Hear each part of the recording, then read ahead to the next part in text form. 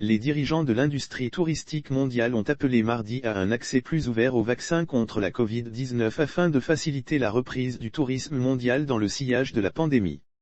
S'exprimant lors du sommet mondial sur l'avenir du tourisme, qui se tient les entre 26 et 27 octobre à Barcelone, Rebecca Grinspan, secrétaire générale de la Conférence des Nations Unies sur le commerce et le développement, Conférence des Nations Unies sur le commerce et le développement, a estimé que le secteur ne se redressera pas tant que nous ne pourrons pas vacciner tous les pays en développement.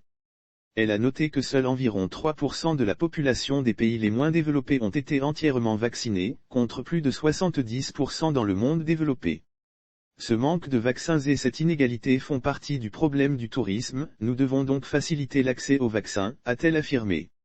Les représentants présents au sommet ont également mis l'accent sur la nécessité de normaliser les protocoles sanitaires afin de faciliter les voyages internationaux. Le secrétaire général de l'Organisation mondiale du tourisme,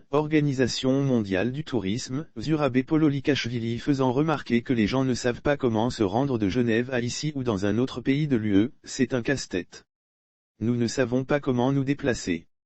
La pandémie a exercé un effet paralysant sur l'industrie du tourisme, avec une baisse de quelques 900 millions de voyageurs internationaux, soit plus de 70%, par rapport à l'année précédente, mais M. Pololikashvili s'est montré optimiste quant à une reprise en 2022. Ce sera complètement différent et normal. Après 18 mois, nous reviendrons à la normale et nous continuerons à voyager, a-t-il dit. Les deux secrétaires généraux ont convenu de la nécessité d'investir dans le secteur, Madame Grinspan estimant qu'il y a beaucoup d'argent, mais que les investissements du secteur privé doivent être canalisés par le gouvernement.